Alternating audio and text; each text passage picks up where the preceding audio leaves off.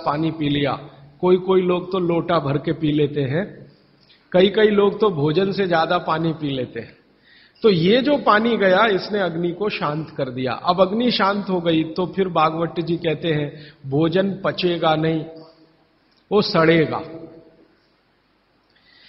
अब उन्होंने 20 सूत्र लिखे हैं कि भोजन पचेगा तो क्या होगा और भोजन सड़ेगा तो क्या होगा। मैं सड़ने वाले हिस्से की बात कर लेता हूं। वो कहते हैं कि भोजन अगर सड़ना शुरू हुआ तो सबसे पहले गैस बनेगी, वायु बनेगी, वायु। और ये वायु आपकी जिंदगी हराम कर देगी। और ये वायु की तीव्रता जब बढ़ेगी तो गले में जलन होगी, छाती में जलन होगी, पेट में जलन होगी। फिर और ज्यादा तीव्र अगर ये हो गई वायु तो ये शरीर में जाएगी, घूमेगी, क्योंकि वायु को पकड़ना मुश्किल है, जहां स्थान मिलता है वहीं जाती है। तो ये वायु पूरे शरीर में घूमेगी तो सिर घूमेगा, आपको चक्कर आएंगे, सिर में दर्द होगा, पीठ में भी दर्द हो सकता है, हृदय स्थान पे भयंकर दर्द हो सकता है। कई बार तो इतना दर्द होता है कि आपको लगेगा कि हार्ट अटैक आ गया, लेकिन वो वायु का दर्द है, हार्ट अटैक नहीं। और ये जो वायु बनी भोजन के सड़ने से, इसी वायु में से भागवत जी ने सूची बनाई है कि 103 रोग पैदा होंगे। 103। सबसे पहला रोग है उसमें एसिडिटी, हाइपर एसिडिटी। ज्यादा दिन अगर आपने ये चक्कर चलाया पानी पीने का तो अल्सर, पेप्टिक अल्सर, और ज्यादा दिन चक्कर चलाया तो बवासीर, मूढ़व्याध, भगंदर, ये सब रोगों की सूची है। और अंत का एक रोग है कैंसर, कर्क रोग। 103वें नंबर पर उन्होंने लिखा है कर्क रोग। माने एसिडिटी से शुरू होकर आप कैंसर तक की यात्रा कर सकते हैं।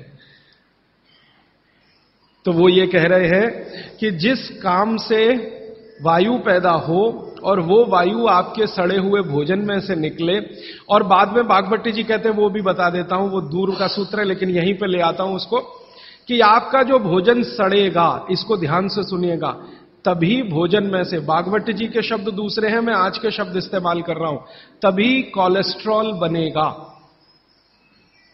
सड़े हुए भोजन का ही बाई प्रोडक्ट है कोलेस्ट्रॉल। अगर भोजन का पाचन हुआ तो कोलेस्ट्रॉल शून्य रहता है। वो कोलेस्ट्रॉल जो आपको हानि पहुंचाता है। आप जानते हैं शरीर में 2 तरह का कोलेस्ट्रॉल है, एक गुड और एक बैड। अच्छा कोलेस्ट्रॉल माने एचडीएल, हाई डेंसिटी लिपोप्रोटीन। खराब कोलेस्ट्रॉल माने एलडीएल और उसका छोटा भाई VLDL, very low density lipoprotein. तो भागवत जी कहते हैं कि ये जो खराब कोलेस्ट्रॉल है वो रक्त में तभी आता है जब भोजन पेट में सड़ता है। इसका माने जिनको कोलेस्ट्रॉल बढ़ रहा है या बढ़ा हुआ है वो ध्यान दें, उनको भोजन पच नहीं रहा, उनका भोजन सड़ रहा है। तो कोलेस्ट्रॉल बढ़ेगा तो हार्ट अटैक भी आएगा, कोलेस्ट्रॉल बढ़ेगा तो घुटने भी जड़ हो जाएंगे, सारी संधियां आपकी एकदम कड़क हो जाएंगी, आपको चलना फिरना मुश्किल हो जाएगा, 10 कदम चलना मुश्किल हो जाएगा। तो वो ये कहते हैं कि जब 103 बीमारियां एक छोटी गलती से आती हों तो वो गलती कभी करना नहीं। माने भोजन के बाद कभी पानी पीना नहीं। ये है सूत्र। अब जैसे ये सूत्र पूरा हुआ तुरंत आपके मन में प्रश्न आएंगे कि पानी कब पीना, पहला ही प्रश्न। तो भागवत जी कहते हैं कि पानी कब पीना वो खुद ही उत्तर दे रहे हैं आगे के सूत्रों में, क्योंकि शायद मालूम है कि मनुष्य की जिज्ञासाएं होने ही वाली है। तो पहले सूत्र में लिख दिया भोजनांते विषमवारी कि भोजन के अंत में पानी मत पियो। अगले ही सूत्र में वो कहते हैं कि कम से कम 1.5 घंटे के बाद पानी पियो।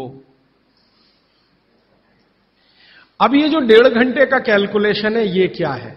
ये भागवत जी कहते हैं कि जो आपने खाया वो आपके जठर स्थान में 1.5 घंटे तक अग्नि के प्रभाव में रहता है, 1.5 घंटे तक।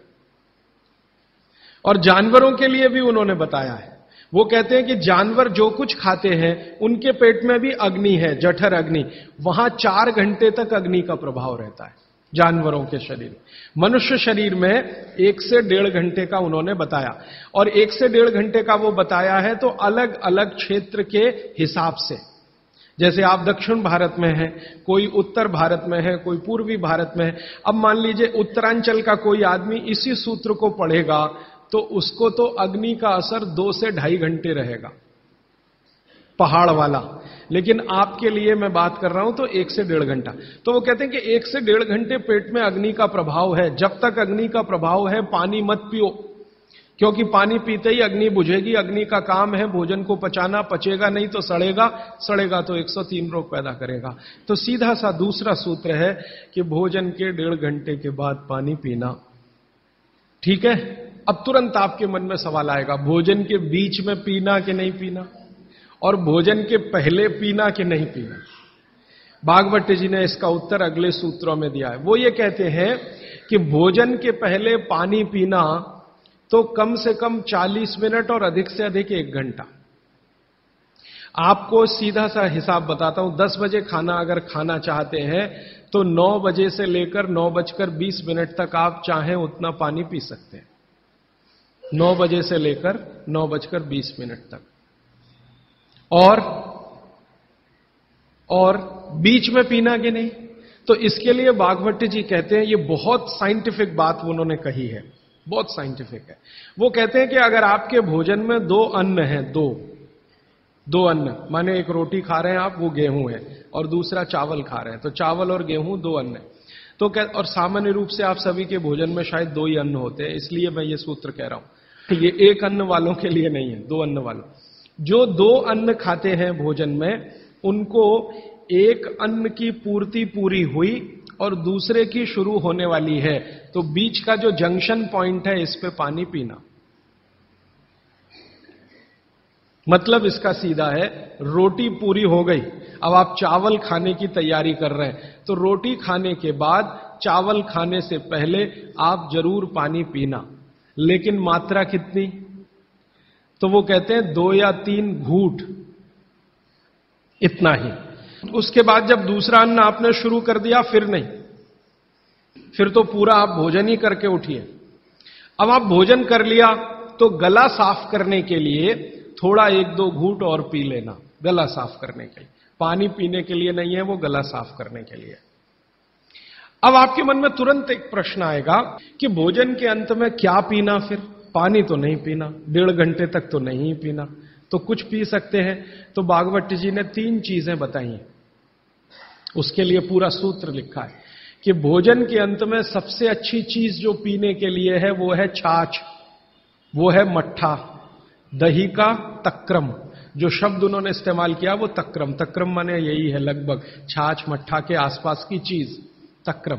वैसे तक्रम की उन्होंने परिभाषा दी है कि दही को खूब अच्छे से मथने के बाद उसका मक्खन जो निकल गया, तो मक्खन निकालकर जो बचा वो तक्रम।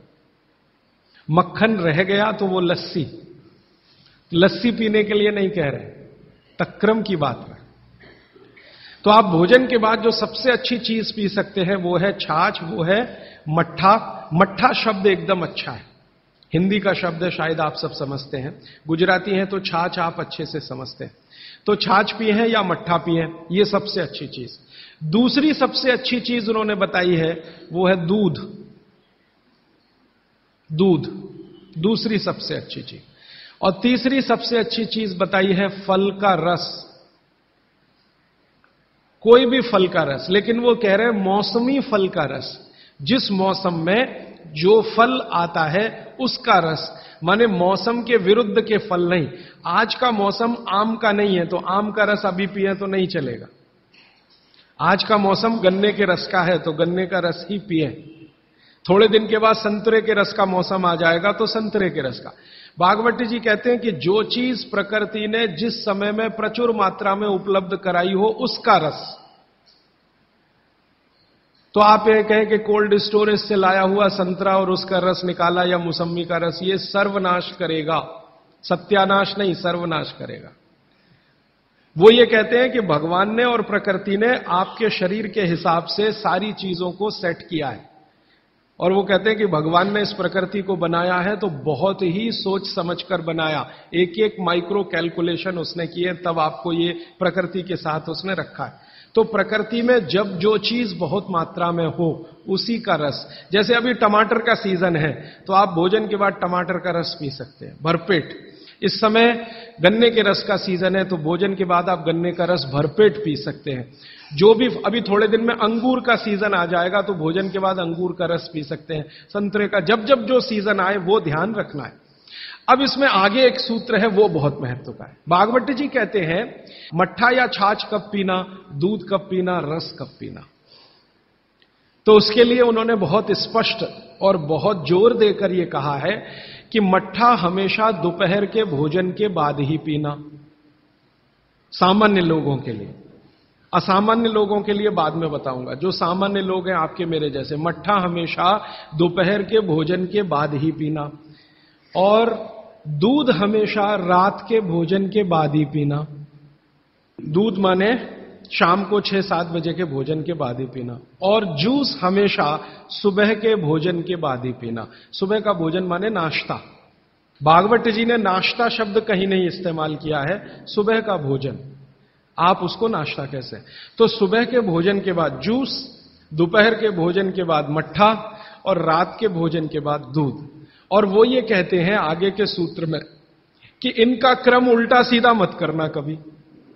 माने सुबह के भोजन के बाद दूध पी लिया, रात के भोजन में जूस पी लिया या मट्ठा पी लिया। वो कहते हैं ये उल्टा क्रम आप मत करना। क्यों नहीं करना, तो आगे वो एक्सप्लेनेशन देते हैं, वो ये है बहुत महत्व का, कि हमारे शरीर को मट्ठे का पाचन होने के लिए जो रस की जरूरत होती है, रस माने एंजाइम, जो एंजाइम या रस की जरूरत होती है वो दोपहर को ही होते हैं पेट में। इसी तरह हमारे शरीर में दूध का पाचन होने के लिए जो रस की जरूरत पड़ती है या एंजाइम की जरूरत पड़ती है वो सूर्यास्त के बाद ही होते हैं, या सूर्यास्त के समय ही उनकी उत्पत्ति शुरू होती है। और जो रस और एंजाइम की जरूरत जूस पचाने के लिए है वो सुबह ही होते हैं। इसलिए आप नियम बना लो, ब्रेकफास्ट में जूस, लंच में मट्ठा छाछ और डिनर में दूध। बच्चों को भी यही नियम, बड़ों को भी यही नियम। अब आप कहेंगे हमारे बच्चे तो स्कूल जाते दूध पीकर जाते हैं, तो बदल दो, जूस पीकर भेजो या पिलाकर भेजो।